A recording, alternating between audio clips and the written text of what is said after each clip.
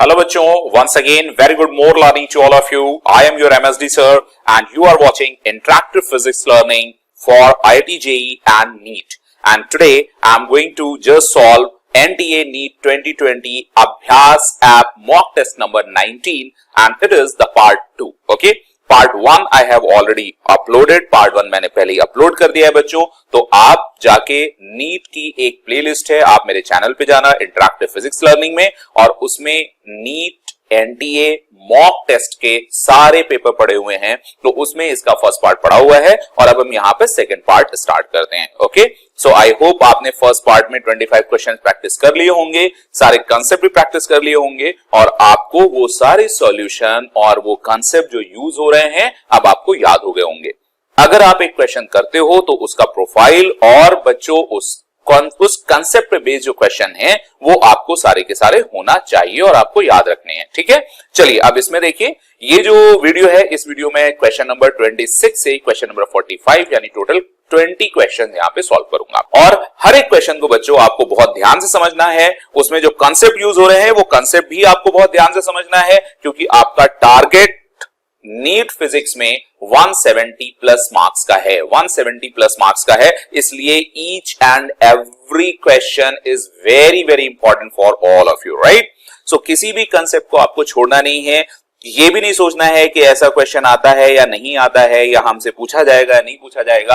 अगर वो कंसेप्ट है और आपको पता है तो आपको वो छोड़ के नहीं जाना है क्योंकि 170 प्लस का टारगेट करने के लिए हमारे पास बहुत ज्यादा स्कोप नहीं है. ओके, चलिए बहुत ज्यादा बातें ना करते हुए हम लोग चलते हैं, अगला क्वेश्चन देखते हैं. That is the question number 26 as here on your screen. और बच्चों अब तक मैंने इसका फॉन्ट भी बढ़ा दिया है, जूम भी बढ़ा दिया है, सो आई होप आपको ये क्वेश्चन सभी को बहुत अच्छे से आराम से दिख रहा होगा. ठीक है, चलिए.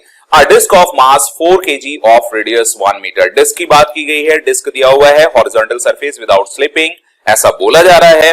Such that the velocity of the center of mass is this, its rotational kinetic energy. So आपसे बच्चों सिर्फ rotational kinetic energy पूछी गई है, काइनेटिक एनर्जी नहीं कही है. अगर काइनेटिक एनर्जी होता तो हम लोग उसको रोटेशनल हाफ mv स्क्वायर और हाफ आई ओमेगा स्क्वायर दोनों एनर्जी को ऐड करते.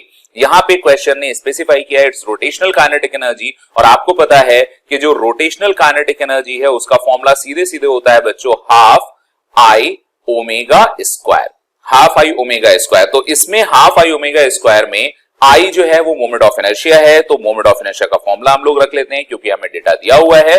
सबसे पहले हमने आपको जो सिखाया है डेटा नोट करने के लिए, तो चलिए पहले डेटा नोट कर लेते हैं. मास आपको दिया हुआ है दैट इज 4 और ये एमकेएस में होना चाहिए क्योंकि सारे आंसर हमको एमकेएस में ही मिलते हैं.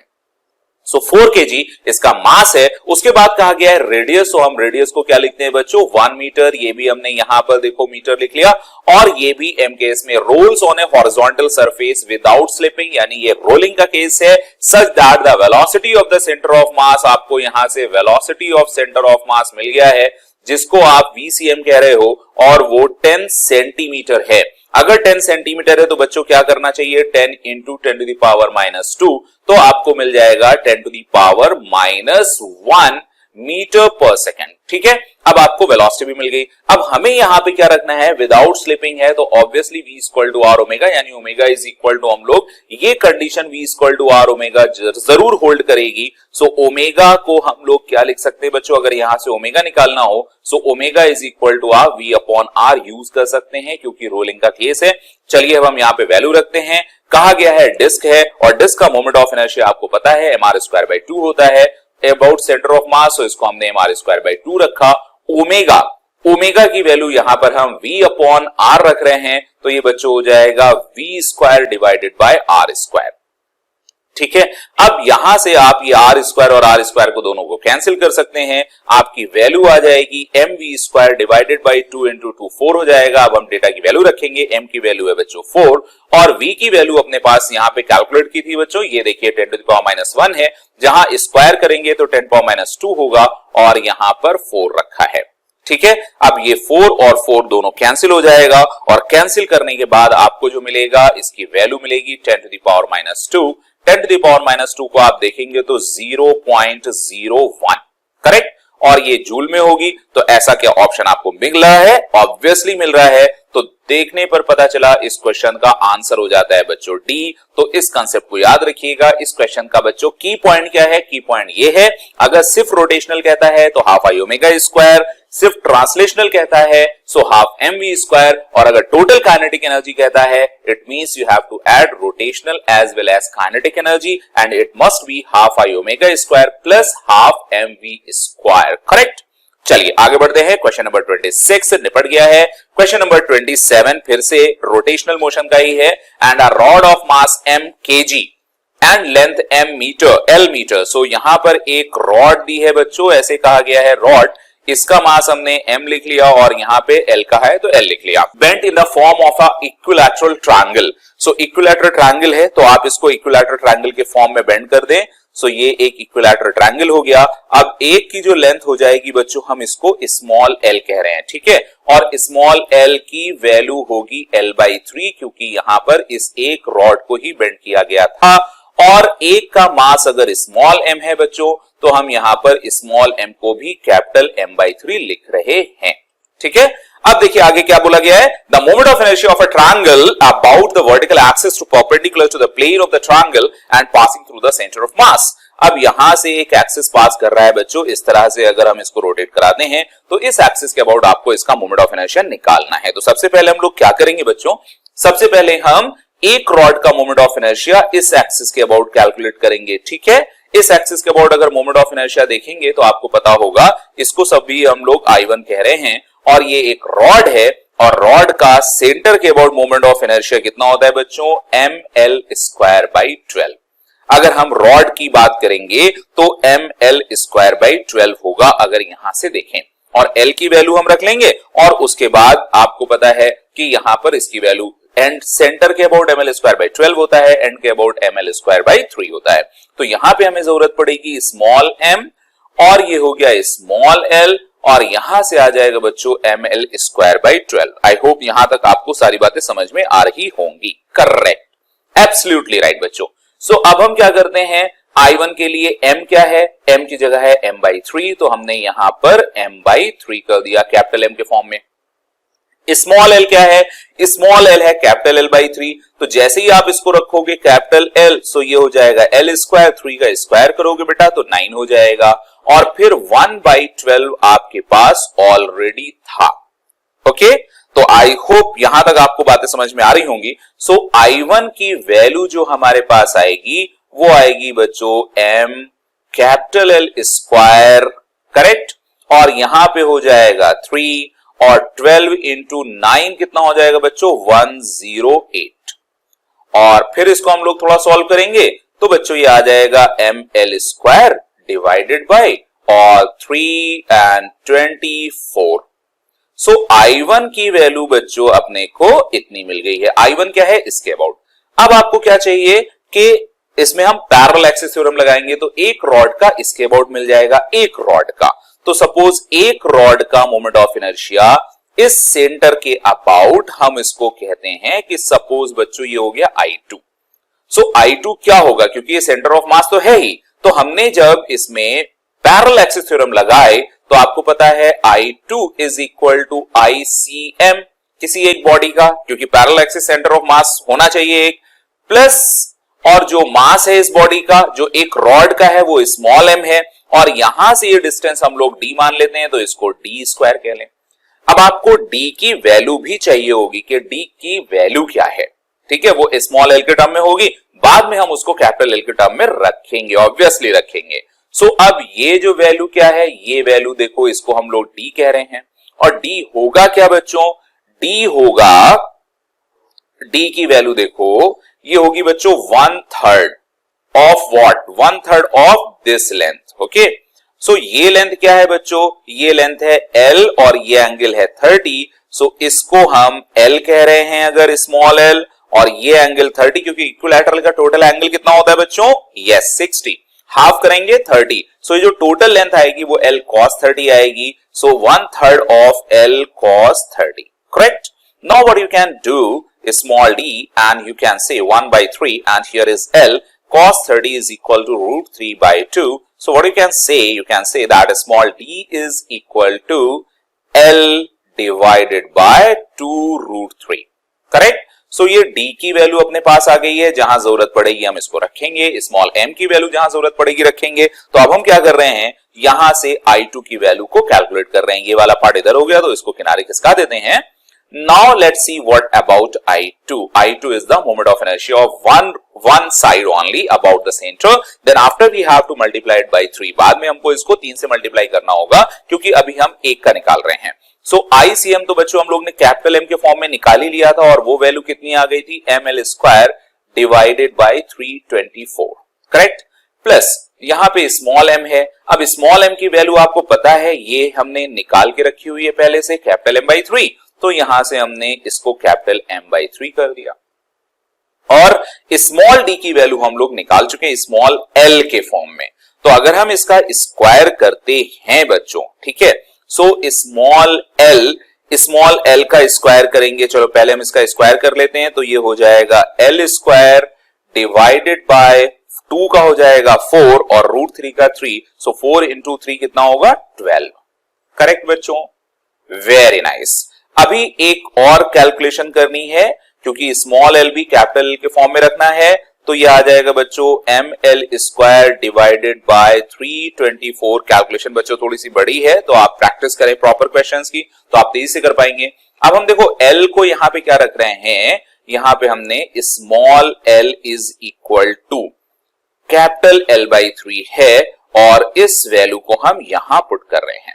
जैसे ही हम कैपिटल L by 3 करेंगे, कैपिटल L हो जाएगा, यहां 9 हो जाएगा। तो यह आ जाएगा बच्चों m कैपिटल L स्क्वायर। इधर आपने 9 किया, 9 इंटू 3 कितना हुआ, 27, और यहां से 12 आपको मिला हुआ है। ठीक है, तो अब हमारे पास ये वैल्यू I2 की आ गई है। ओके, अब आपको जो चाहिए था I, है ना, मुझे थोड़ा अलग यूज करना पड़ेगा, तो मैं बच्चों कलर चेंज कर रहा हूं। Now I am using this one. तो यहां पे अभी हमने पास I2 आ गया है, और I2 कितना है, I2 देखो ये लिखा हुआ है, I2 is equal to capital ML square divided by 324, और प्लस यहां पे आ गया है M capital L square divided by 27 into 12। अभी हम मल्टीप्लाई नहीं करेंगे, क्योंकि आपको पता है कि जो टोटल आपको I निकालना है, क्योंकि 3 रॉड हैं, that is thrice of I2, यानी 3 का अभी एक बार और मल्टीप्लाई होगा। अब जब हम 3 का और एक बार मल्टीप्लाई करेंगे बच्चों, तो यहां पे आपको क्या बचेगा, ml स्क्वायर डिवाइडेड बाय, और ये 3 से कैंसिल होगा, तो यहां पे आएगा 108, और प्लस यहां पे एक बार हम लोग कंप्लीट करेंगे, तो कितना आ जाएगा बच्चों, ये आ जाएगा ml स्क्वायर, और 3 से यहां करेंगे तो ये आ जाएगा बच्चों 9 इंटू 12, और 9 इंटू 12 भी कितना है, 108। सो 108 है, तो ये ऐड हो जाएगा twice of ml square divided bye 108, और फिर आप इसको डिवाइड करोगे तो आपके पास L के टर्म्स में इसकी वैल्यू टोटल आ जाएगी। ठीक है बच्चों, तो हमने यहां से I2 की वैल्यू को कैलकुलेट किया, और टोटल I यहां से आ जाएगी, और इसको मिलेगा ml स्क्वायर डिवाइडेड बाय 54। तो इसको ml स्क्वायर डिवाइडेड बाय 54 हमको आंसर मिला, और इस हिसाब से हमारा आंसर हो जाता है बच्चों B, और हम इस B वाले ऑप्शन को करेक्ट करेंगे। ओके, चलिए अब आगे बढ़ते हैं अगले क्वेश्चन पे तरफ। तो अगला क्वेश्चन है बच्चों क्वेश्चन नंबर 27 के बाद, और ये कह रहा है a horizontal plane supports a fixed vertical cylinder of radius capital R, जैसा कि आपको दिया हुआ है, डायग्राम में दिखाई दे रहा होगा आपको, and a particle, right, and a particle is attached to the cylinder by a horizontal thread A। Okay, यहां से है ना, you can see here, and horizontal thread A ये दिया है, और इसको एक वेलोसिटी V दे दी गई है। ठीक है, and attach to a cylinder by a horizontal thread A B आपको ये दिख रहा है, ये एक थ्रेड है A से B तक, यहां पर आपको A है और ये B है। The horizontal velocity V naught is imparted as you can see in the diagram, particle A normal to the thread. Okay, then during the subsequent motion which of the following statement is true.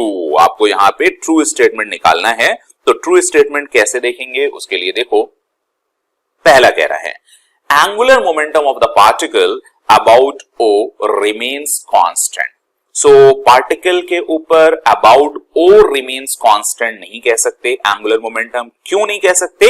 इसलिए क्योंकि यहां पर इसमें tension होगी, और जो बच्चों tension होगी क्योंकि टॉर्क है, और वो जो टेंशन है वो टेंशन यहां से ऐसे पास करेगी, और O से आप देखो इसकी परपेंडिकुलर डिस्टेंस है, तो O से जो इसका टॉर्क होगा, टॉर्क अबाउट O, वो जीरो नहीं है। अगर टॉर्क अबाउट O जीरो नहीं है तो आप ये नहीं कह सकते एंगुलर मोमेंटम कंजर्वेशन से कि A या angular momentum about O conserve रहेगा, तो इसको आप गलत करेंगे और ये आपका आंसर नहीं होगा। Then angular momentum about B remains constant. So starting में तो आपको दिख रहा है बच्चों के अबाउट B ऐसा लग रहा है कांस्टेंट रहेगा, स्टार्टिंग में तो टॉर्क जीरो है, लेकिन जब ये यहां से सपोज इस कंडीशन में पहुंचेगा, ठीक है, यहां से ऐसे, अब आप देखो कि जो टेंशन होगी वो इस टेंजेंट के अराउंड होगी, और टेंजेंट के अराउंड होगी तो यहां से B से एक परपेंडिकुलर डिस्टेंस आ जाएगा। जैसे ही परपेंडिकुलर डिस्टेंस आ जाएगा फिर से torque non equal to zero हो जाएगा, और जैसे ही नॉन इक्वल टू जीरो होगा तो अब आप ये नहीं कह सकते हो कि ये कांस्टेंट रहेगा अबाउट B, तो इसी सेम रीजन की वजह से B भी गलत हो जाता है। चलिए अगला ऑप्शन देखते हैं बच्चों। अगला ऑप्शन है momentum and kinetic energy both remains constant. So momentum तो एक्सटर्नल फोर्स होता है, अगर तो एक्सटर्नल फोर्स जीरो होने की वजह से जीरो होता है। यहां पर एक्सटर्नल फोर्स है क्योंकि वेलोसिटी है, वेलोसिटी के परपेंडिकुलर है, और मोमेंटम एक वेक्टर क्वांटिटी है, तो परपेंडिकुलर होने की वजह से बच्चों होगा क्या कि इस वेलोसिटी या स्पीड को, इसका मैग्नीट्यूड जो रहेगा, मतलब जिसको आप स्पीड कह रहे हो, जो मैग्नीट्यूड है वो तो कांस्टेंट रहेगा, राइट, क्योंकि ये परपेंडिकुलर है और इसका वर्क डन इस पे जीरो होगा, तो काइनेटिक एनर्जी को चेंज नहीं कर पाएगा, स्पीड को चेंज नहीं कर पाएगा, लेकिन डायरेक्शन चेंज करेगा, क्योंकि थोड़ी देर बाद आप देखोगे इसकी डायरेक्शन चेंज होके ऐसे हो गई। तो लीनियर मोमेंटम को हम लोग कांस्टेंट नहीं कह सकते, इसलिए ये भी इनकरेक्ट हुआ। यहां कह रहा है D kinetic energy alone remains constant. Obviously ये दोनों, ये बात बिल्कुल सही है, क्योंकि जो भी एक्सटर्नल फोर्स है वो टेंशन है जो थ्रेड का, और वो टेंशन पार्टिकल की वेलोसिटी के परपेंडिकुलर है, तो उसकी स्पीड यानी कि वेलोसिटी के मैग्नीट्यूड को चेंज नहीं करेगी, सिर्फ डायरेक्शन को चेंज कर पाएगी, और स्पीड अगर कांस्टेंट है इसकी काइनेटिक एनर्जी भी कांस्टेंट होगी। तो बच्चों इस तरह से इस क्वेश्चन का आंसर हो जाता है answer D. Okay, correct option should be D. चलिए अगले क्वेश्चन पे चलते हैं, क्वेश्चन नंबर 29, और यहां से मैं कलर चेंज कर लेता हूं। 29 में क्या कह रहा है, फिर से रोटेशन का ही क्वेश्चन दिख रहा है ये। A cylinder rolls up an inclined plane reaches some height, okay, and then rolls down without slipping, कहीं पे स्लिपिंग नहीं हो रही है, थ्रू आउट दीज मोशन। एक बार रोल करते हुए इंक्लाइंड प्लेन पे ऐसे कहा गया कि रोल किया, और रोल करते हुए ऐसे ऊपर चढ़ रहा है, इस तरह से अभी रोटेशन हो रहा है, तो ये ऐसे ऊपर की तरफ जा रहा है। अब ऊपर की तरफ जा रहा है तो यहां पे जो पॉइंट ऑफ कांटेक्ट होगा, आप इस पॉइंट ऑफ कांटेक्ट को देखो, ये पीछे की तरफ स्लिप होगा। अगर ये पीछे की तरफ स्लिप होने की टेंडेंसी रख रहा है तो फ्रिक्शन की डायरेक्शन जो होगी वो किधर लगेगी, ऊपर की तरफ, क्योंकि ऑलरेडी रोल हो रहा है, तो फ्रिक्शन की डायरेक्शन ऊपर है। देखते हैं आगे इसमें पूछा क्या है वैसे। A cylindrical rolls up inclined plane reaches some height and then rolls down without slipping. Okay, throughout these motion, the direction of the frictional force acting on the cylinder. So A कह रहा है up the incline while ascending, ये बात सही है, and down the incline while descending. So down करने के लिए देखो, जब यहां से वो down आ रहा होगा, अब ये नीचे रोल करता हुआ ऐसे आ रहा है, और अभी इसके ऊपर क्या है, mg sin थीटा है। सो mg sin थीटा, ये रोल तो ऐसे कर रहा है, लेकिन mg sin थीटा की वजह से जो स्लिपिंग टेंडेंसी होगी इस पॉइंट ऑफ कांटेक्ट, जिसको POC कहते हैं, वो फिर से नीचे होगी।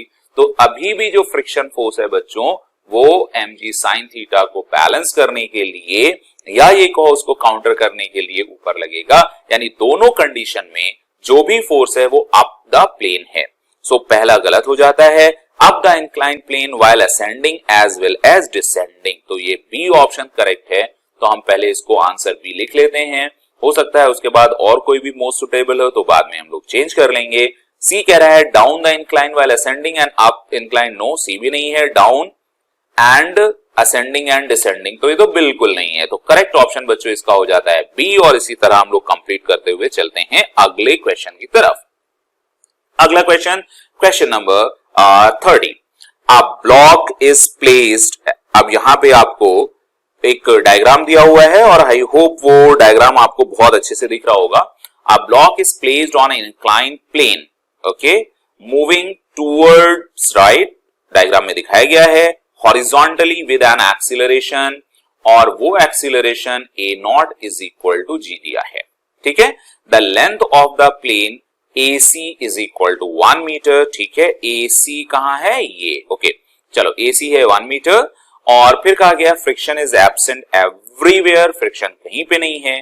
The time taken by the block to reach from C to A, तो C टू A कहां लगेगा, तो अभी इसके ऊपर फोर्सेस कौन कौन से लगेंगे बच्चों, तो उसके लिए आपको डायग्राम चाहिए होगा। तो चलिए हम उसका डायग्राम बना लेते हैं। यहाँ पे ये एंगल है, इसको बच्चों कहा गया है 30 डिग्री, और इधर एक ब्लॉक है ये, ठीक है। तो यहां पे आपको एक ब्लॉक मिला। अब जो ये है वो सेंटर है। अब इसके ऊपर फोर्सेस कौन कौन से, पहला फोर्स तो ये थोड़ा सा गड़बड़ हो गया, तो पहला जो फोर्स है वो फोर्स कैसा है, वर्टिकल, तो इसको हमें हटाना होगा, और मैं यहां से फिर से वापस पेन लेता हूं। ये एग्जैक्टली वर्टिकल होगा बच्चों, है ना, तो हम इसको कोशिश करते हैं एग्जैक्टली वर्टिकल बनाने की। तो यहां से एग्जैक्टली वर्टिकल हुआ, तो ये फोर्स हो गया mg, और एक फोर्स जो लग रहा होगा बच्चों यहां से नॉर्मल होगा, तो इसको हमने कह दिया ये नॉर्मल n हो गया। अब एक फोर्स बच्चों और लगेगा, वो हो जाएगा यहां से शूडो फोर्स, और शूडो फोर्स होगा कितना, क्योंकि एक्सीलरेशन आगे है तो वो अपोजिट डायरेक्शन में होगा, वो होगा m a नॉट, और चूंकि आपने a नॉट g दिया हुआ है, सो वो इक्वल टू किसके हो जाएगा, m इंटू g, ओके। तो ये दोनों बातें आपको पता चल गई। अब हम क्या करते हैं, इनके कंपोनेंट्स करने के लिए हम इसका अलग कुछ कलर देते हैं। mg के दो कंपोनेंट होंगे, mg का एक कंपोनेंट होगा इधर जिसको आप कहोगे mg cos 30, ठीक है, जो नीचे की तरफ होगा, और mg का दूसरा कंपोनेंट इधर होगा इस डायरेक्शन में, बोलो बच्चों।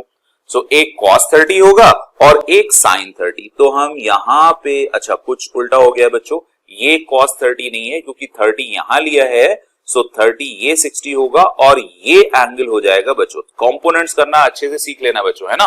तो ये वाला mg cos 30 ना होकर के ये हो जाएगा mg sin 30, ठीक है। फिर से एक बार मुझे इरेजर यूज करना पड़ेगा बच्चों। सो ये जो mg cos 30 था इसकी जगह हो जाएगा mg sin 30, तो एक ये कंपोनेंट होगा, और दूसरा कंपोनेंट इधर जो आ रहा है इसका, वो हो जाएगा mg cos 30, ठीक है। अब आगे चलते हैं। सो ये एंगल बच्चों आप देखो, इससे ये 30 है तो यहां भी 30 होगा। अब हम इस वाले mg का कंपोनेंट करेंगे, तो इसका जो ऊपर कंपोनेंट जा रहा है वो हो जाएगा mg cos 30, और इधर जो कंपोनेंट होगा वो आएगा mg sin 30। सो अपने पास mg sin 30 और mg cos 30 दोनों मिल गया। अब इसमें से जो cos 30 की वैल्यू है वो होती है √3/2, sin 30 की होती है 1/2। सो ऑब्वियसली नेट फोर्स जो है वो अपवर्ड डायरेक्शन में है, ये ऊपर जाएगा, तो अब ऊपर की तरफ इसका एक्सीलरेशन क्या होगा बच्चों, वो एक्सीलरेशन होगा mg cos 30 minus mg sin 30 divided by mg cos 30 minus mg sin 30, और यहां m, सो m कैंसिल हो गया, तो a की वैल्यू जो मिलेगी आपको, a की वैल्यू g कॉमन ले लिया, और यहां बचेगा cos 30 होता है √3/2, sin 30 होता है 1/2, और यहां से देखने पर a इज इक्वल टू जो भी आएगा उसको हम यहां कहेंगे 2 कॉमन ले लेंगे, तो इधर आ जाएगा 5 और इधर आ जाएगा √3 - 1। सो √3 -1 तो इसको 5 कर लो और √3 होता है 1.732, -1 करोगे तो हो जाएगा 0.73।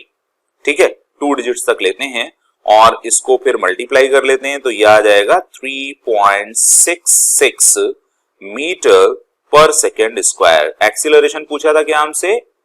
चलो देखते हैं क्वेश्चन में। Friction is absent everywhere, the time taken by the block. Okay, time taken by the block, तो उसको सॉल्व करना है। सो टाइम टेकन तो इनिशियल वेलोसिटी तो 0 है, तो हम फॉर्मूला क्या लगाएंगे बच्चों? S is equal to ut plus of half t square. तो S जो ट्रैवल करना है वो आपकी है, चलो अभी S रखते हैं, यहाँ 0 है और इधर 2 एक्सीलरेशन है, ये टी स्क्वायर, यहां से t को जो वैल्यू मिलेगी वो √2s, ठीक है, डिवाइडेड बाय a। सो अब इसको करोगे तो 2s में s की वैल्यू कितनी है? 1 डिवाइडेड बाय a की वैल्यू कितनी है? 3.66। तो अभी आप इसको सॉल्व करोगे तो सॉल्व करने के बाद रूट लेने के बाद ये अप्रोक्सीमेटली 0.74 सेकेंड, ठीक है, इतना आंसर मिलेगा और इसको हम लोग यहां से नोट करेंगे और नोट करने के बाद आप देखोगे क्या है, कौन सा ऑप्शन है? यस, इस correct option is B. Okay, so I hope each and everything is okay now. So इसका ऑप्शन आपको मिल गया है। चलते हैं question number next, that is 31 है billiard ball. So billiard ball moving at a speed of 6.6 metre strikes identical and stationary. तो ये मोमेंटम कंजर्वेशन पे बेस्ड है। चलिए इसका भी डायग्राम बना लेते हैं। A billiard ball moving at a speed of 6.6 meter per second strikes an identical stationary ball elastically. Okay, after the collision, one ball is found to be moving at a speed of 3.3 meter per second in a direction making an angle 60 degree with the original line of motion. Okay, तो ये मान लो original line of motion है। ठीक है, चलिए white colour कर लेते हैं तो आपको थोड़ी विजिबिलिटी अच्छी होगी। सो इनिशियली एक बॉल थी जिसका मास था m और इनिशियल में वो u स्पीड से जा रही थी and u is given as 6.66 metre per second. ठीक है, यहां पर एक रेस्ट पे आइडेंटिकल बॉल रहती है, ऐसा बोला गया है। Strikes and identical stationary ball elastically after the collision. अब ये नहीं कहा गया है कि हेड ऑन है। सो हेड ऑन का मतलब ये स्ट्राइक यहाँ पे भी कर सकती है, यहाँ पे भी और यहाँ पे। अगर हेड ऑन होता तो ये दोनों उसी डायरेक्शन में जाती, लेकिन यहाँ पर क्या कहा गया है कि ये चेंज है। अगर चेंज है तो ये हेड ऑन कोलिजन नहीं होगा, ये ऑब्लिक कोलिजन होगा। अब आगे की बात करते हैं। After the collision one ball found to be moving at a speed 3.3 metre per second in a direction making an angle 60 degree with the original line of motion, the velocity of other ball। बहुत ही आसान सा है बच्चों। तो एक m जो है वो यहां से ऐसे चली जाती है और इसमें आपसे कहा गया है ये 60 डिग्री पे है और इसकी वेलोसिटी 3.33 होती है। तो जो दूसरी बॉल होगी ऑब्वियसली कुछ ऐसे जाएगी, मान लीजिए दूसरी बॉल यहां से थीटा एंगल पे जाती है और उसकी वेलोसिटी v हो। तो इसमें मोमेंटम, लीनियर मोमेंटम x और y दोनों डायरेक्शन में होगा। तो पहले हम आपको x और y डायरेक्शन दिखाते हैं। x ये है और y ये है और इलास्टिक कोलिजन भी है। तो अभी हमको इसमें लीनियर मोमेंटम कंजर्वेशन लगाना है। सो पहले जो x डायरेक्शन का मोमेंटम था वो था m इंटू u। अभी जो x डायरेक्शन का मोमेंटम है वो कितना है? अभी उसको x डायरेक्शन में रखते हैं, ये वाली 0 थी तो इज इक्वल टू यहां पे कितना आ जाएगा? जो 3.33 है उसका cos 60 है, राइट। अब दूसरे वाले को ये नहीं बताया with original line of motion, यहां पे एंगल नहीं दिया है, तो हमको दूसरे की भी एंगल निकालना है। तो ये क्या हो गया बच्चों? थीटा है तो इधर से एक आ जाएगा m v cos थीटा और प्लस दूसरे का हो जाएगा m और यहां पे आ जाएगा 3.33 cos 60 डिग्री। तो इसको सॉल्व ही कर लेते हैं बेटा। देखो m m m कैंसिल हो जाएगा, u की वैल्यू आपको दी हुई है 6.6 इज इक्वल टू यहां से आ गया v cos थीटा और प्लस यहां से देखो cos 60 कितना आ जाएगा? cos 60 आएगा 1/2। सो इधर आएगा 3.33 divided by 2। So v cos 60 की वैल्यू cos थीटा की वैल्यू अगर आप देखेंगे सो आएगा 6.6 माइनस 3.33 डिवाइडेड बाई 2। करेक्ट बच्चों, आई होप यहां पर आपको सारी बातें समझ में आ रही होंगी। क्लियर है? ओके, सो अब चलने हैं क्योंकि आपको वो एंगल भी पता करना है और उसकी वेलोसिटी भी। सो v cos थीटा की वैल्यू हमारे पास आ गई है, तो यहां से हम लोग क्या कर सकते हैं 6.6 और यहां सॉरी माइनस होना चाहिए यहां पर, तो हमें एक यहां माइनस करना पड़ेगा और यहां से आप देखेंगे 3.33, सो कितना आ जाएगा 1.65। ओके, सो ये 1.65 इसका हाफ हो गया।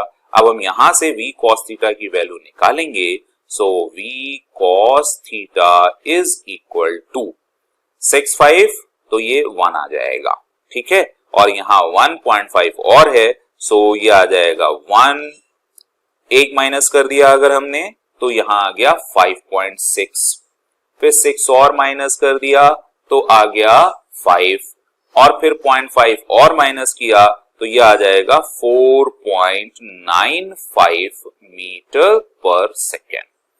अभी हमें थीटा नहीं पता है, तो थीटा पता कहां से चलेगा जब हम वर्टिकल मोमेंटम कंजर्व करेंगे। सो वर्टिकल मोमेंटम अगर आप कंजर्व करोगे तो आपको ये पता चल जाएगा कि वर्टिकल मोमेंटम कंजर्व करने के लिए जो ये 60 है, सो हम इसका हॉरिजॉन्टल लेंगे sin 60। यहां पर भी इसकी वेलोसिटी आपको कुछ नहीं पता है, तो आप क्या करोगे कि इसका इस वाले का जो वर्टिकल मोमेंटम है वो आ गया 3.33, ठीक है, m हम कैंसिल कर दे रहे हैं 3.33 और क्योंकि m सेम है इसलिए m कैंसिल हो जाएगा और यहां cos 60 था, इधर आ जाएगा बच्चों sin 60 और ये हो जाएगा v sin थीटा। ओके बच्चों, सो v sin थीटा की वैल्यू अपने पास कितनी आ जाएगी, sin 60 होता है √3/2, सो ये आएगा 3.3 √3 डिवाइडेड बाय 2। ओके, सो ये v sin थीटा की वैल्यू आ गई और यहां से अपने पास v cos थीटा की वैल्यू आ गई। दोनों को हम सॉल्व करेंगे, कैसे करेंगे, v की वैल्यू हो जाएगी under root v sin theta का square plus v cos theta का स्क्वायर। अब इसका कैलकुलेशन आपको थोड़ा सा बड़ा है तो आप सॉल्व करेंगे, मैं यहां थोड़ा टाइम बचा रहा हूं। सॉल्व करने के बाद जो v की वैल्यू आपको मिलेगी वो अप्रोक्सीमेटली मिलेगी 5.7 मीटर पर सेकेंड। ओके बच्चों, तो ऐसा कहीं कोई ऑप्शन दिख रहा है आपको 5.7? यस, वो ऑप्शन आपको यहाँ डी दिख रहा है, तो आप क्या कहेंगे कि इस क्वेश्चन का आंसर हो जाएगा बच्चों डी। ठीक है, सो इस डी को हम लोग करेक्ट आंसर मानते हुए अगले क्वेश्चन की तरफ चलते हैं, क्वेश्चन नंबर 32। ओके बच्चों, क्वेश्चन नंबर 32 ये आपके सामने स्क्रीन पर 32 is saying that for proper ventilation, theoretical question है, टाइम इसमें बच जाएगा बच्चों। For proper ventilation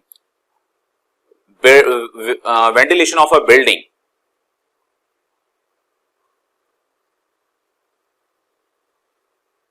so question number 32 is saying that for proper ventilation of building, windows must be open near the bottom and top of the wall so as to let pass more air in, cool air in near the bottom and hot air out near the roof। yes, बिल्कुल सही है ये, क्योंकि आपको पता है hot air की density कम हो जाती है तो हॉट एयर ऊपर की तरफ जाएगी तो वो बाहर जाएगी और कूल एयर की डेंसिटी, जो कूल एयर होती है उसकी डेंसिटी कम होती है, वो नीचे होती है, तो वो नीचे वाली विंडो से अंदर आएगी। So cool air in near the bottom, exactly बिल्कुल सही है, and hot air out near the roof. So इस क्वेश्चन का आंसर बिल्कुल सही आप भी लगा सकते हैं। चलिए, थ्योरेटिकल क्वेश्चन था, यहाँ कुछ टाइम बचा, चलते हैं क्वेश्चन नंबर 33 की तरफ। 33 में भी कैलकुलेशन वाला पार्ट दिख रहा है, चलिए बहुत तेजी से करते हैं इसको। 33, a block of mass 2 kg is kept at origin at t equal to 0 and is having velocity, okay,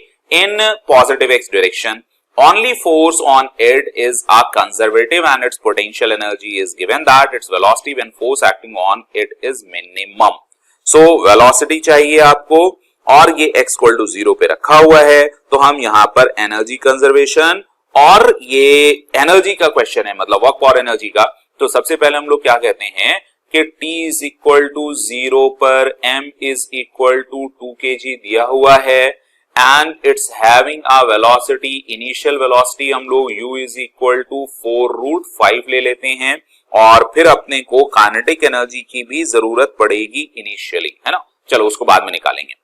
पहले आपसे कहा है the only force acting on conservative है, पोटेंशियल एनर्जी दी हुई है, सो पोटेंशियल एनर्जी को पहले लिख लेते हैं minus of x cube plus of 6x square and plus of 15, और आपको पता है F इज इक्वल टू क्या होता है minus d u by d x. So अभी हम लोग क्या है इसका d u by d x कर लेते हैं।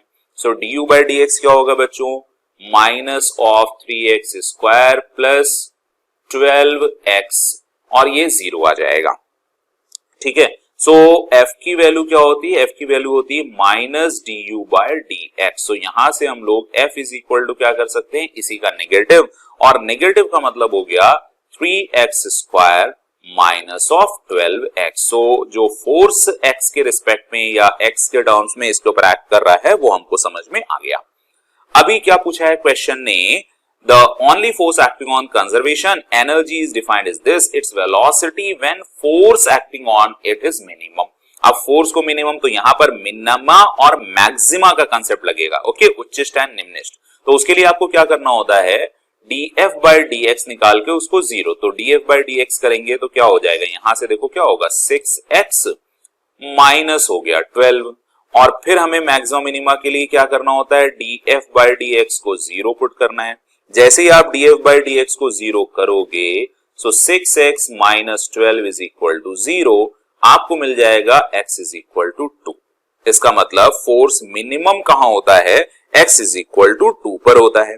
तो अभी हमको एनर्जी निकालनी है और वो energy x is equal to 2 पर। सो जहां से इसने शुरू किया था at x is equal to 0, तो वहां पे पहले काइनेटिक एनर्जी निकाल लेते हैं। यहां से देखो अब हम दूसरा पार्ट शुरू कर रहे हैं कि इसकी काइनेटिक एनर्जी बच्चों क्या होगी, काइनेटिक एनर्जी होगी half mv square, total energy constant रहनी चाहिए, तो उसकी काइनेटिक एनर्जी के लिए हाफ m की वैल्यू हो गई 2 और v स्क्वायर। अब v स्क्वायर यहां पे करेंगे तो 4 का स्क्वायर हो जाएगा बच्चों 16, और यहां पे करेंगे तो इसका स्क्वायर हो जाएगा कितना 80, ओके। सो 5 रहेगा तो 16 इंटू 5 क्या हो जाएगा 80, तो ये 2 और 2 कैंसिल हो गया, तो जो काइनेटिक एनर्जी वहां थी वो कितनी मिल गई बच्चों 80। फिर पोटेंशियल एनर्जी का फॉर्मूला दिया हुआ है, तो x इक्वल टू 0 पे आप पोटेंशियल एनर्जी निकालोगे, तो x इक्वल टू 0 पे पोटेंशियल एनर्जी निकालोगे तो पोटेंशियल एनर्जी का फंक्शन है ना यहाँ ये।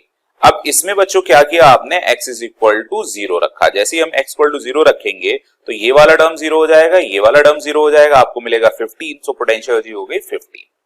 तो यहां पे जो इसकी टोटल एनर्जी है वो टोटल एनर्जी कितनी आई बच्चों 80 और 15, that is 95 joule. So initially उसके पास जो टोटल एनर्जी थी वो 95 जूल थी। ये बात आपको समझ में आ गई बच्चों, क्लियर। अब वो टोटल एनर्जी, क्योंकि कंजर्वेटिव फोर्सेस है तो total energy always remains constant, right. So हमें काइनेटिक एनर्जी जब मिनिमम में निकालना है तो ये पता चल गया x इज इक्वल टू 2 है, यहां पर फोर्स मिनिमम है, तो यहां पोटेंशियल एनर्जी कितनी होगी। सो पोटेंशियल एनर्जी को कैलकुलेट करने के लिए आप वही फॉर्मूला लगाओगे पोटेंशियल एनर्जी वाला, minus x is equal to 2 का क्यूब हो गया, और आपने प्लस किया 6 और 2 का यहां पे क्या हो जाएगा स्क्वायर, और प्लस ऑफ 15, कैलकुलेशन थोड़ी की तो माइनस 8 आया, प्लस यहां पे कितना हुआ 2 का स्क्वायर 4, और इधर आ गया 24, और इधर आ गया कितना 15, राइट। सो पोटेंशियल एनर्जी आप यहां पे कैलकुलेट करके निकालोगे तो u की वैल्यू थोड़ा सा कैलकुलेशन करना पड़ेगा, 24 यहां से इधर हो गया 16, ओके, इसका और इसका बन जाएगा बच्चों कितना 16, और 16 और 15, राइट, कितना बनेगा 31 जूल, करेक्ट बच्चों। सो जो u की वैल्यू है वो आपको मिल गई है 31 जूल। नाउ अब हमें काइनेटिक एनर्जी क्या होनी चाहिए? सो x इक्वल टू 2 पे जो kinetic energy plus potential energy है उसका सम जो होना चाहिए था वो 95 होना चाहिए था। काइनेटिक एनर्जी हमें पता करनी है, पोटेंशियल एनर्जी हम लोग 31 निकाल चुके हैं, यहां पर ये 95 है। सो जो काइनेटिक एनर्जी बची हुई है वो 95 माइनस 31। सो 1 को हटा लो, वो क्या बचेगा 65। सो आई होप यहां से आपको शायद 64 मिल रहा होगा। करेक्ट बच्चों। अब अगर आपकी काइनेटिक एनर्जी 64 मिल गई है तो हमें पूछा क्या था? काइनेटिक एनर्जी नहीं, काइनेटिक एनर्जी नहीं पूछा है, हमसे पूछा है वेलोसिटी। तो हम लोग क्या करेंगे? Kinetic energy is equal to होता है half M we square. Kinetic energy हो गई है 64, इधर हो गया है हाफ, एम हो गया है 2, वी स्क्वायर हमको निकालना है, 2 और 2 कैंसिल होगा, वी इज इक्वल टू कितना हो गया बच्चों? 8 मीटर पर सेकेंड। तो अभी आपके पास जो आंसर मिलेगा वो 8 मीटर पर सेकेंड, यानी कि ऑप्शन नंबर करेक्ट कितना है? ए। तो इसका आंसर हो जाता है ए और इसी को हम लोग करेक्ट आंसर करके चलते हैं अगले question, that is question number 34। 34 में भी आपको कुछ एनर्जी से रिलेटेड है। स्टोन दिया है, let me change the colour बच्चों so that white colour you can see clearly. A stone of mass 500 gram is dropped from the top of a tower 100 meter height and simultaneously other stone of mass 1 kg thrown horizontally with a speed of 10 meter per second from the same point. The height of the center of mass of the above two stone system after 3 seconds. So after 3 seconds आपसे पूछा गया है कि दोनों की height का centre of मास क्या होगा। चलिए अब अगर हम 3 सेकंड में देखें तो दोनों की जो वर्टिकल डिस्टेंस है वो दोनों की वर्टिकल वेलोसिटी 0 थी क्योंकि ड्रॉप्ड है। सो वर्टिकल डिस्टेंस कितना नीचे आ गए होंगे? s is equal to half gt square, right. So s और यहां पे हाफ हुआ, g की वैल्यू हो गई 10 और t की स्क्वायर है 3 सेकंड है तो यहां हो जाएगा 9। सो ये आ जाएगा 5 और s इज इक्वल टू कितना आ जाएगा बच्चों? 45 मीटर। सो ये 45 मीटर हाइट कवर करेगा। अब 45 मीटर हाइट कवर करेगा तो अभी ऊपर से 45 है, स्टार्टिंग में कहां से छोड़ा गया था बच्चों? 100 मीटर हाइट से। तो अगर ये हम टॉप या टावर ऐसा मान लें और ये मान लें ये 100 है और यहां से जब आपने इसको ड्रॉप किया था तो 45 नीचे आया था, राइट। अगर 45 नीचे आया तो ये कितनी हाइट पे होगा? 100 से माइनस करेंगे क्योंकि ये 45 गिर चुका है और यहां पे आ जाएगा 55। और जो आपने दूसरा छोड़ा था वो प्रोजेक्टाइल मोशन में ऐसे जा रहा होगा, लेकिन उसकी भी वर्टिकल वेलोसिटी 0 थी तो 3 सेकंड के बाद वो एग्जैक्टली इस पोजीशन पे रहेगा। अगर इस पोजीशन पे रहेगा तो उसकी हाइट भी 45 यहां से ग्राउंड से 55 होगी। तो यहां एक और यहां एक, तो सेंटर ऑफ मास कहीं पर भी हो इसी लाइन पे होगा तो उसकी हाइट जो होगी वो 55 होगी। ज्यादा कुछ कैलकुलेशन की जरूरत नहीं है, तो आप यहां से करेक्ट ऑप्शन इसका 55 यानी इसका आंसर हो जाता है सी और इसी को हम लोग नोट कर सकते हैं। ओके, चलिए आगे बढ़ते हैं क्वेश्चन नंबर 35 की तरफ। 35 क्या कह रहा है आप जरा इसको ध्यान से देखें। One end of a spring constant, force constant K is fixed to a vertical wall and other two body of mass M resting on a smooth horizontal surface. There is another wall at distance x naught from the body. The spring is then compressed by 2x naught. Okay. The spring then compressed 2x naught and release the time taken to strike the wall first. Okay. So इसमें आपको SHM की conditions लगानी है और उसके लिए proper आपको diagram बनाना होगा। ठीक है, तो डायग्राम अगर अच्छे से बन गया तो बाकी चीजें आप बहुत आसानी से सॉल्व कर सकते हैं। तो चलो पहले डायग्राम बनाते हैं बच्चों और इसको ध्यान से देखना, एसएचएम के भी कंसेप्ट इससे क्लियर होंगे। One end of a spring force constant K fixed to a vertical wall and the other to body of mass M resting on a smooth horizontal surface. ठीक है, there is another wall at a distance x naught from the body. So पहले देखो क्या है, यहां से ये एक वॉल है, राइट, ये एक वॉल है। तो आप क्या करें, इस वॉल, ये एक स्मूथ सरफेस है, सो यहां से आपको जो स्मूथ वॉल मिल रही है यहां से, वो इस जगह पे है, करेक्ट। अभी हम इसका पहला डायग्राम बनाते हैं। सो पहला डायग्राम है, ये रेस्ट में है, ठीक है, यहां पे x नॉट बिल्कुल रेस्ट में है, ये m है, और यहां पे x इज इक्वल टू 0 है, कोई भी कंप्रेशन नहीं है। और इसी से x नॉट डिस्टेंस पर एक दूसरी वॉल है, ओके, एक ये दूसरी वॉल है, और इस वॉल की डिस्टेंस यहां से जहां पे ये रेस्ट है, नेचुरल लेंथ में है, इसकी डिस्टेंस कही जा रही है x नॉट, ओके। अब यहां इसका जो है वो एक्सट्रीम पोजीशन है, ओके बच्चों, एक्सट्रीम पोजीशन है, यहां पे नेट 0 है। अगर हम इसको कंप्रेस करते हैं तो यहां से ऐसे जाएगा, तो हम ये कह सकते हैं कि ये इसका x इक्वल टू 0 है। SHM के लिए ये मीन पोजीशन है, SHM के लिए क्या है, ये मीन पोजीशन। फिर कहा गया कि इसको another wall at a distance x naught, the spring then compressed। अब इसको आपने इधर कंप्रेस्ड किया, कितना कंप्रेस्ड किया है, ट्वाइस ऑफ x नॉट। तो आपने इसको यहां तक लाके कंप्रेस किया, और ये स्प्रिंग इस तरह से हो जाएगी, और ये अपनी मेन पोजीशन से twice of x not, right, twice of x not तक कंप्रेस हो जाएगा। जैसे ही आप छोड़ोगे ये मेन पोजीशन तक आएगा। अगर वॉल ना होती तो ये फिर यहां से 2x नॉट तक जाता, ये इसकी एक्सट्रीम होती, पॉजिटिव एक्सट्रीम मैक्सिमम, और यहां होती इसकी नेगेटिव एक्सट्रीम, और इसके बीच में ये ऐसे और ऐसे और ऐसे ऑसिलेशन कर रहा होता। लेकिन आपने यहां वॉल लगा के इसको क्या किया है, आपने कन्फाइंड कर दिया, यानी इसको छोड़ दिया। अब इसको पूछा क्या है आपने, the time taken to strike the wall first time. So first time देखो, अगर हम SHM देखें, एक्सट्रीम पोजीशन है, सो फर्स्ट टाइम, अब ये देखो मीन पोजीशन है। अब मान लीजिए इसका टाइम पीरियड t है, और जो टाइम पीरियड t है वो बच्चों फिक्स होगा, और वो टाइम पीरियड कितना होगा, 2 pi under root m by k। जो टाइम पीरियड होगा वो होगा 2 pi under root m by k। So 2 pi under root m by k होगा, तो इसको हम यहां ऐसे ले लेते हैं, ठीक है बच्चों।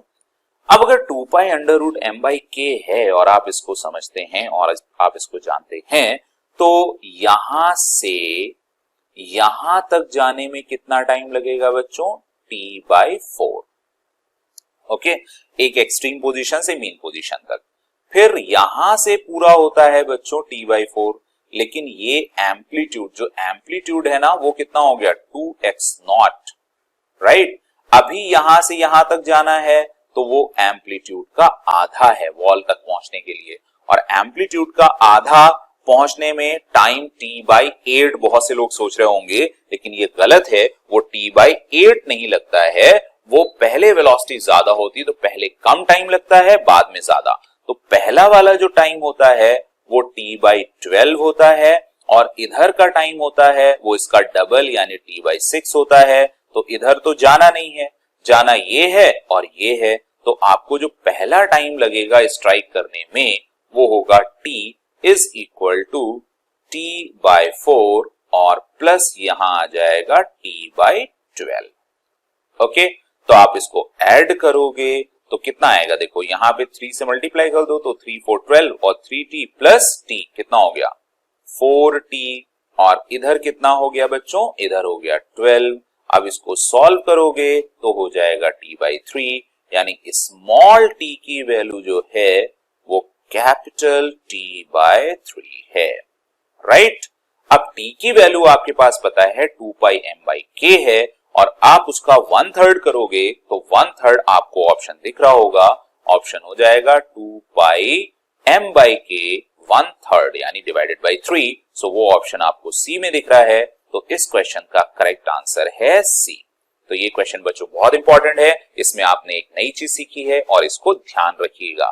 ठीक है, चलिए अगले क्वेश्चन पे चलते हैं। Question number 36, the time period of oscillation of a magnet is 2 seconds when it is magnetized so that pole strength is 4 times. Then its period is, so आपको पता है पोल स्ट्रेंथ से इसके मैग्नेटिक मोमेंट में change आएगा और pole strength magnetic moment directly proportional होता है, तो जो मैग्नेटिक मोमेंट होगा वो 4 टाइम्स हो जाएगा। करेक्ट। अब अभी क्या होता है, इसका टाइम पीरियड क्या होता है बार मैग्नेट का 2 pi under root divided by I upon M B.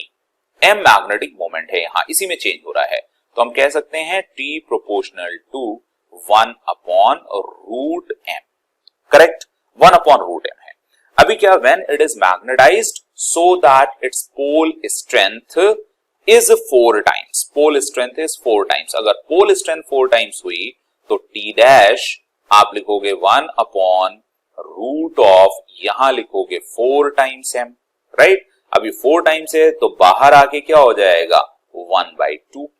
अभी t आपका कितना था, t आपको दिया हुआ है कितना 2 सेकेंड। अभी t डैश क्या हो जाएगा 2/2 यानी कि 1 सेकेंड। सो 1 सेकेंड बच्चों कहां है a, तो इस क्वेश्चन का आंसर हो जाएगा बच्चों a, और इसी के साथ ही क्वेश्चन सॉल्व होता है।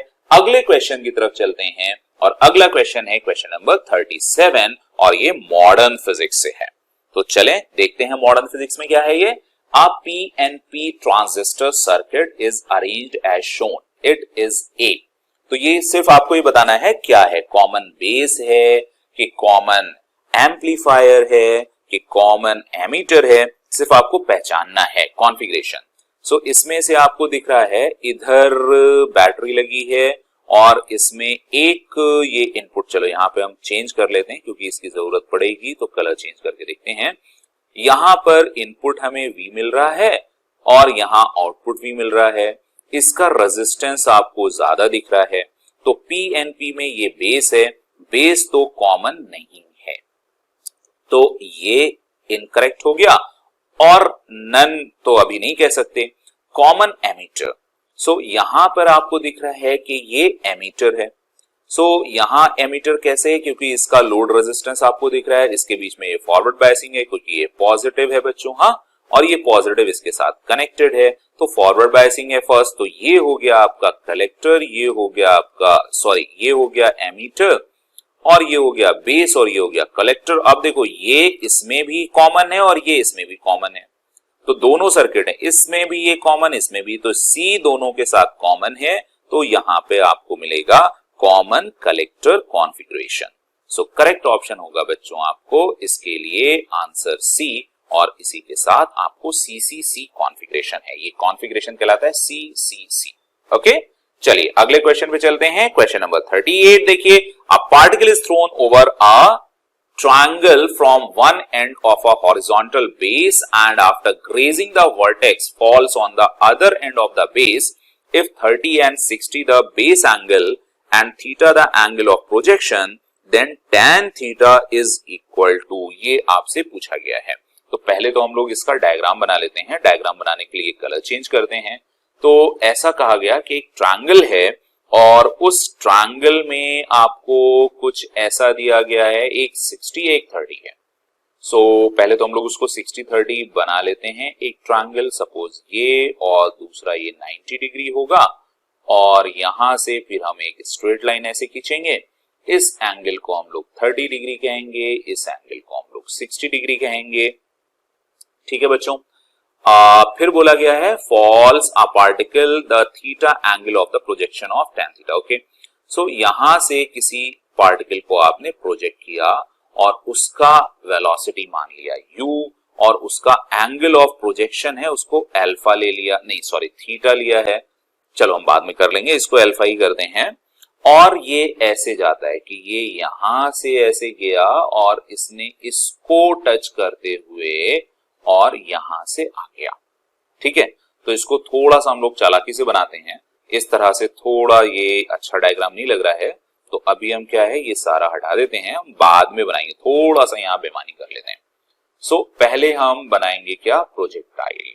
सो प्रोजेक्टाइल क्या है, इसको आपने ऐसे फेंका है और इसकी वैल्यू है u और इस वैल्यू को कहा गया है थीटा, और ये जाता कैसे है, ऐसे जाके यहां टकराता है और फिर टकराने के बाद होता क्या है, एक ट्रायंगल दे दिया गया, वो ट्रायंगल 90 डिग्री बनाता है यहां से यहां तक। ठीक है, सो ये 90 है बच्चों, इस एंगल को 60 कहा गया है और इस एंगल को 30 कहा गया है। ये पूरा क्वेश्चन है, B the base of the angles and theta the angle of projection then tan theta. तो आपको tan थीटा की वैल्यू बतानी है, तो हम लोग यहां से इसको, ये मैक्सिमम हाइट नहीं है, इसको कैलकुलेट करते हैं और इसमें हम थीटा की वैल्यू ढूंढते हैं। तो बच्चों प्रोजेक्टाइल मोशन का एक रिलेशन होता है, इस रिलेशन में यहां पे अगर ये एंगल बच्चों थीटा है तो आप क्या लिख सकते हो, दैट tan थीटा, इसका प्रॉपर एक डेरिवेशन है tan थीटा यहां से, है ना। अब ये अगर सेम हाइट है और ये इसी के बीच में है और ये यहां और यहां है, तो इसकी सिमेट्री से हम लिख सकते हैं that is tan 60 degree plus tan 30 degree. तो इसका एक प्रोजेक्टाइल में बच्चों डेरिवेशन होता है, तो आपको मैं प्रोजेक्टाइल वाले में जब होऊंगा तो इसका डेरिवेशन भी बता दूंगा, उसका लिंक भी दे दूंगा। अभी आप ये चीज ध्यान रखो और इस कंसेप्ट को याद रखना। सो अभी आपसे सिर्फ tan थीटा पूछा गया है, तो सीधे फॉर्मूला बेस्ड है। tan 60 की वैल्यू आपको पता है √3 होती है, tan 30 की वैल्यू 1/√3 होती है, तो √3 प्लस इंटू √3 हो जाएगा 3 प्लस 1 हो जाएगा 4 एंड डिवाइडेड बाय ये आ जाएगा √3। तो यहां से tan थीटा की एग्जैक्ट वैल्यू जो मिलेगी वो आपको 4 डिवाइडेड बाय √3 मिलेगी। और ऐसा कहीं ऑप्शन क्या दिख रहा है आपको, यस ऐसा ऑप्शन आपको दिख रहा है बी। सो इस क्वेश्चन का आंसर हो जाता है B. Okay, so I hope ये आपको अच्छे से समझ में आ गया। डेरिवेशन आप देख लेना, प्रोजेक्टाइल में पढ़ाया जाता है तो वहां पे डेरिवेशन दिया होता है। अगले क्वेश्चन में चलते हैं, question number 39। 39 is saying that the system is pushed by a force F as shown in figure. All surfaces are smooth, okay?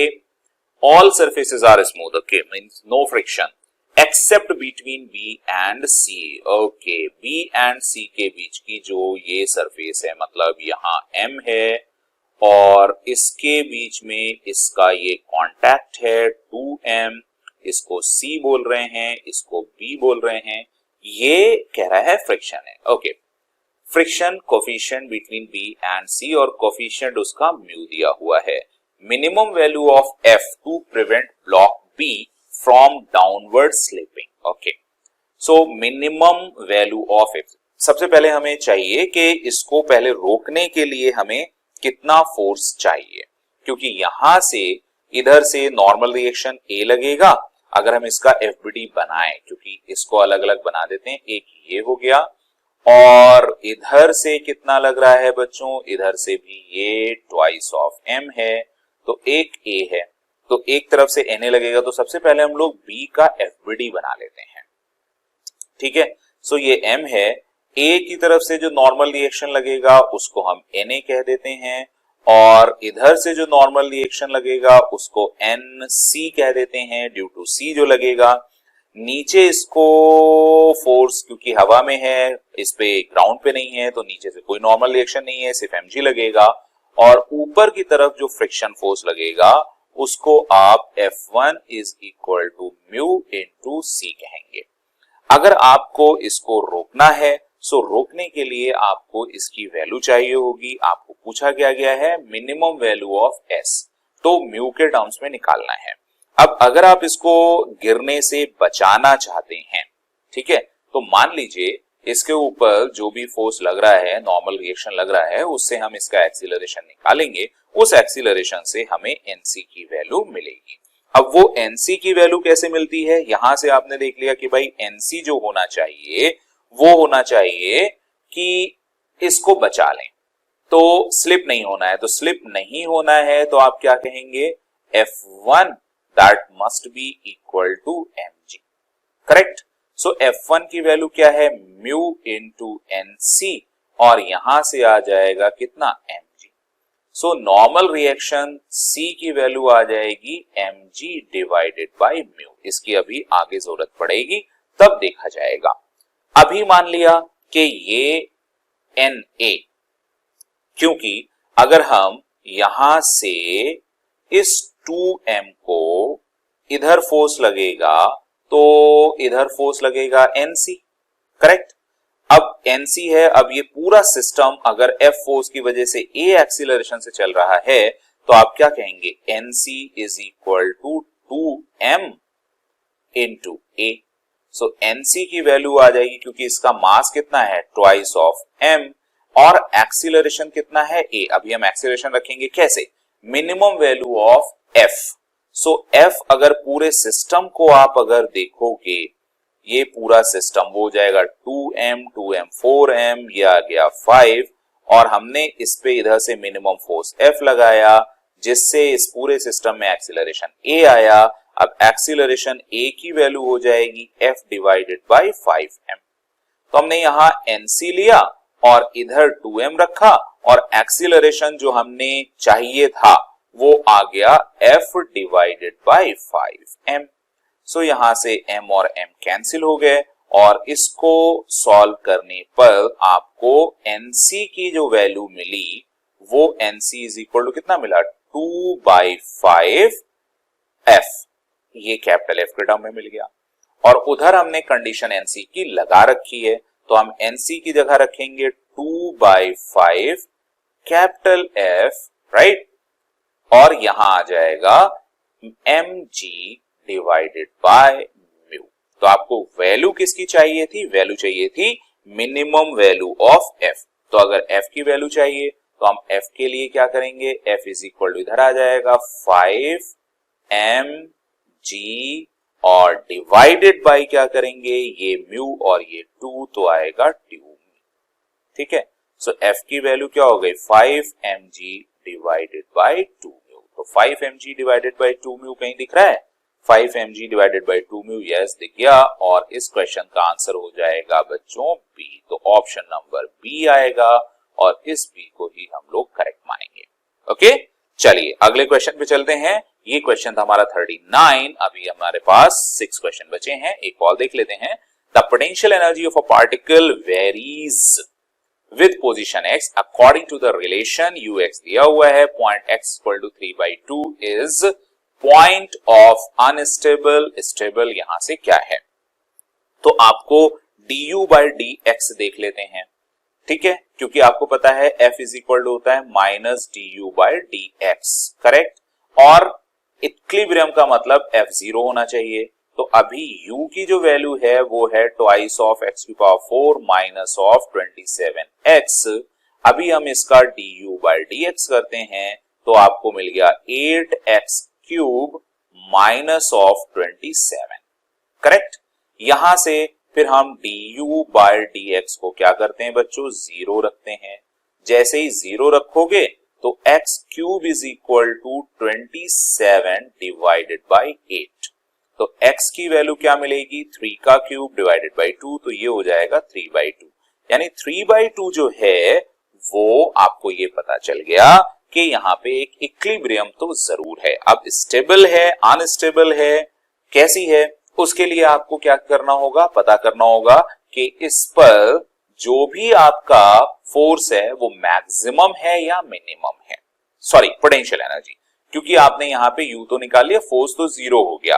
अब वो 0 तो फोर्स है, लेकिन u मैक्सिमम होगी या मिनिमम होगी या कांस्टेंट होगी, उसके लिए आपको क्या करना होगा बच्चों, उसके लिए आपको क्या करना होगा, आपको चेक करना होगा d2u/dx2। तो आपने क्या किया, d2u/dx2, तो du/dx तो है, अब इसका डबल डिफरेंशिएशन करेंगे, कितना हो जाएगा 24, और इधर हो गया x², माइनस 27 था तो वो 0 हो गया। अब आपने देखा d2u/dx2 इज इक्वल टू 24, और x की वैल्यू 3/2 स्क्वायर करेंगे तो 9 और बाई 4, सो 6। अब ये जो वैल्यू मिली है d2u/dx2 इज इक्वल टू, जो भी आएगा मतलब वो पॉजिटिव मिली है।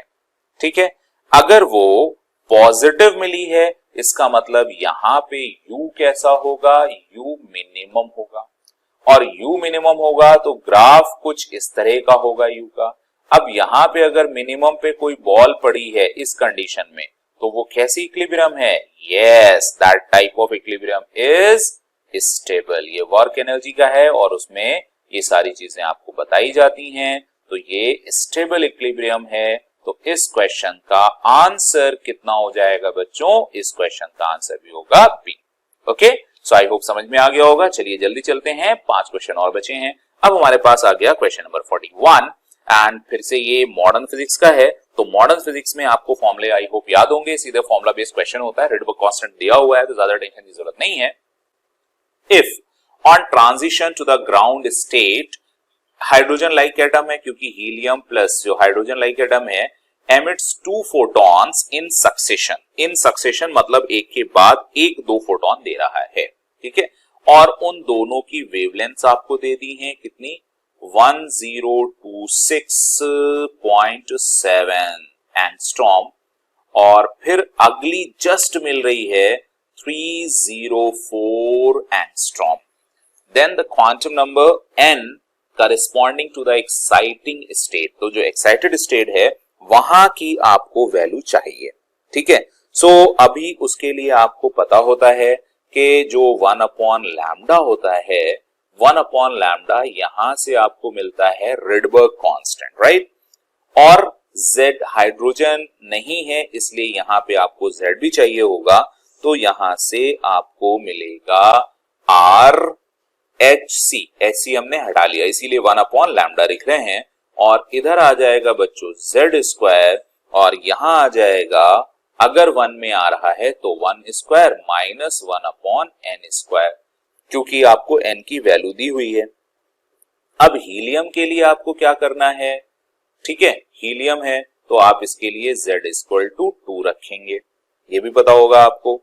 और जब आप इसको सॉल्व करेंगे, 1 अपॉन लैम्डा है, लैम्डा की वैल्यू दी हुई है, इसको सॉल्व करते हैं, रेडबर्ग कांस्टेंट की वैल्यू दी है, Z की वैल्यू दी है, लैम्डा गिवन है, तो सॉल्व करने पर n की वैल्यू जो कैलकुलेट करके आएगी, इसमें थोड़ा कैलकुलेशन बच्चों ज्यादा होगा इसलिए आप इसको ध्यान से देखें।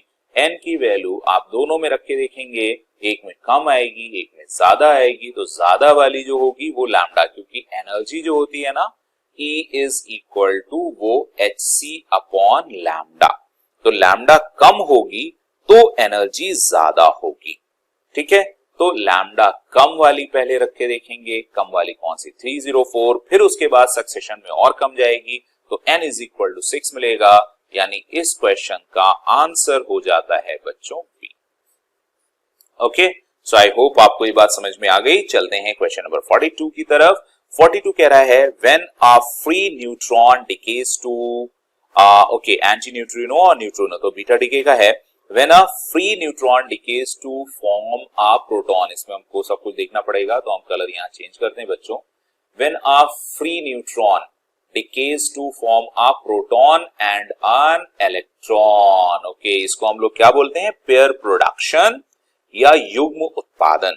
Then choose the incorrect statement. Incorrect statement आपको देखना है, ठीक है। सो न्यूट्रॉन में ये न्यूक्लियर रिएक्शन है, न्यूक्लियर रिएक्शन में लीनियर मोमेंटम कंजर्व रहता है बच्चों, ठीक है, चार्ज कंजर्व रहता है, linear momentum, charge, angular momentum, mass plus energy conserve रहती है।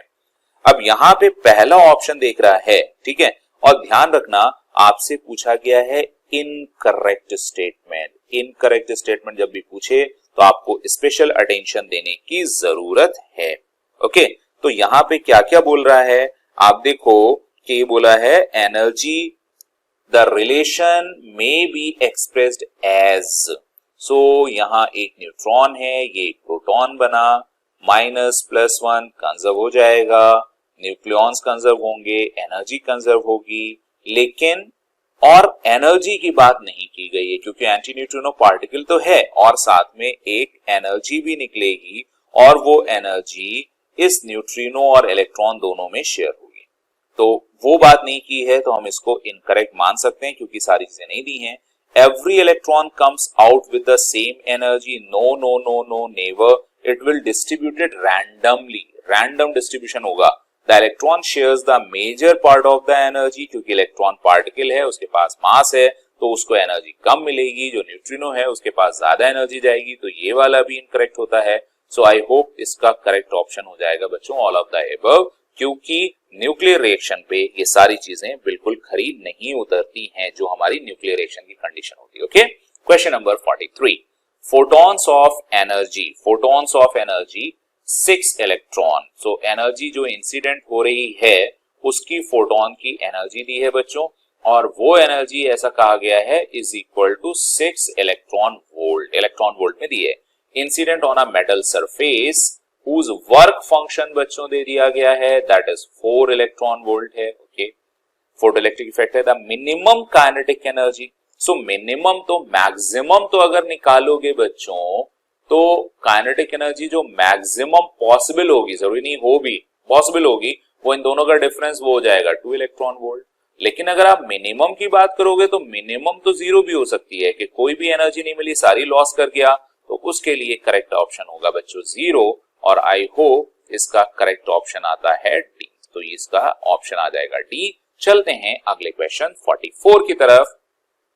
44 कह रहा है YDAC है a slit width A illuminated, no sorry diffraction है, हाँ slit of width A illuminated by a white light, the first minima for red light lambda भी दिया है और एट 30 डिग्री है, ए भी दिया हुआ। तो इसका एक बहुत सिंपल सा फॉर्मूला होता है बेटा एंगुलर डिफ्रैक्शन का, sine theta is equal to lambda और ए जो है वो ओपनिंग, जैसे ये एक स्लिट दी हुई है और यहां से लाइट ऐसे जा रही है, तो ये ऐसे और ऐसे जाएगी यहां पर, और इसका जो विड्थ होता है ना, ये डायमीटर होता है ना, ये ए दिया होता है, और फॉर्मूला यहाँ पे होता है थीटा वेरी स्मॉल है, लेकिन यहाँ पर थीटा वेरी स्मॉल नहीं है तो साइन थीटा ही लिखेंगे, थीटा नहीं लिखेंगे। अब अगर आप इसकी वैल्यू रखते हो ना, तो साइन थीटा की जगह थीटा दिया हुआ है बच्चों 30 डिग्री, 30 लिखेंगे, और लैम्डा एंगस्ट्रॉम में दिया है तो 6500, और एंगस्ट्रॉम है तो एंगस्ट्रॉम में लिखेंगे, और ए की वैल्यू अपने को पता करनी है, तो हम लोग यहाँ पे मीटर लगाएंगे, 10⁻⁻10 आएगा, तो यहां से 10⁻⁻10 कर देते हैं, और इसकी वैल्यू 1/2 होती है, और जब आप सॉल्व करोगे तो a is equal to 6500 into 2 करोगे तो 13000 10⁻⁻10, और फिर a की वैल्यू कितनी आ जाएगी 1 2 3 4, so ऐसे करते हैं 1.3 इंटू 10⁻⁻6, और 10⁻⁻6 जब हटाएंगे तो a is equal to 1.3 micrometre. So ये माइक्रोमीटर में होगा। इसका करेक्ट ऑप्शन देखोगे बच्चों तो करेक्ट ऑप्शन हो जाएगा सी, और उस हिसाब से हम लोग इसको कैलकुलेट करते हैं और फिर आगे बढ़ते हैं क्वेश्चन नंबर 45 की तरफ। ओके, सो 45 कहता है बच्चों a concave lens of glass refractive index means you have the mu that is given as 1.5 has both surfaces of the same radius of curvature r है on immersion in a medium, उसको immerse कर दिया medium में, और उसका refractive index जहां पे medium में इमर्स किया है वो हो गया है 1.75, it will behave as, अब उसकी फोकल लेंथ देखनी है। सो पहले हम इसकी फोकल लेंथ निकाल लेते हैं। फोकल लेंथ का फॉर्मूला होता है बच्चों 1/f is equal to mu of lens divided by mu of medium minus 1/r1 minus 1/r2। ठीक है, अभी mu जो 1/f आपको कैलकुलेट करना है, mu of lens जिस मटेरियल का बना हुआ है वो है 1.5, और जिसमें डिप किया है वो 1.75 माइनस 1 होगा, और इधर करोगे 1/r माइनस 1/-r करेंगे। ठीक है, सो अभी जो देखोगे 1/f हो जाएगा, यहां देखोगे तो इसको नेगेटिव आएगा। कैसे आएगा बच्चों नेगेटिव, कि यहां से देखो 1.75 माइनस करोगे तो माइनस आ जाएगा 0.25, करेक्ट, और यहां हो जाएगा 1.75, तो इसको 1.75 ऐसे रहने देते हैं, और माइनस माइनस प्लस होगा, 1 प्लस 1 करेंगे तो 2 होगा, तो यहाँ पे 2 अपॉन आर हो जाएगा। करेक्ट बच्चों? सो माइनस तो ऐसा ही रहेगा। अब इसको सॉल्व करोगे 0.25, 4 टाइम्स करोगे तो 1 हो जाएगा, 3 टाइम्स 7 5, तो कितना आ जाएगा? यस, इसको हम लोग क्या लिख सकते हैं? -1 डिवाइडेड बाई 7 और इधर आ जाएगा 2/r। सो जो f आएगी बच्चों वो माइनस में आएगी और 7r/2 आएगी, तो -3.5r। तो जो फोकल लेंथ है वो नेगेटिव हो गई। नेगेटिव हो गई तो ये कनकेव हो जाएगा, राइट? क्यों? क्योंकि नेचर बदल जाएगा। यहां है कनकेव लेंस। सो कनकेव लेंस है तो अभी क्या हो जाएगा? कन्वेक्स। कन्वेक्स को क्या बोलते हैं? कन्वर्जेंट। कन्वर्जेंट होगा तो अभी जो बिहेव करेगा वो कन्वेक्स और फोकल लेंथ हो जाएगी उसकी 3.5r। नेगेटिव आने की वजह से इसका नेचर चेंज, क्योंकि स्टार्टिंग में कनकेव दिया था तो अब कन्वेक्स है। तो बच्चों इसका आंसर कितना हो गया? Yes, correct option of this question will be A. So I hope ये पूरा आपको समझ में आ गया। तो सारे कंसेप्ट बच्चों रिवाइज करना। 19 कंप्लीट हो गया है। अगला पेपर मैं नेक्स्ट डे या आपसे कुछ देर बाद डाल दूंगा। सो आई होप आप सभी लोग इस क्वेश्चन को अच्छे से समझ गए होंगे और ये पूरा पेपर अच्छे से समझ गए होंगे। और अगर आपको वीडियो अच्छी लगी हो प्लीज लाइक जरूर कर दें और इसको शेयर जरूर करें ताकि ये ज्यादा से ज्यादा लोगों तक एक्सप्लेनेशन पहुंच पाए। ओके, आई होप आप सभी लोग इस वीडियो को अच्छे से समझ के एक दूसरे से शेयर करेंगे, डिस्कस करेंगे। और अगर कुछ कंफ्यूजन होता है किसी क्वेश्चन में तो डेफिनेटली आप कमेंट बॉक्स में जरूर बताएंगे अगर कोई डाउट होता है। Okay, till then all the best, bye bye. सभी लोग अच्छे से तैयारी करिए, जितने ज्यादा से ज्यादा क्वेश्चन हो सके उतने ज्यादा से ज्यादा क्वेश्चन सॉल्व करें। Okay, bye bye, all the best, thank you.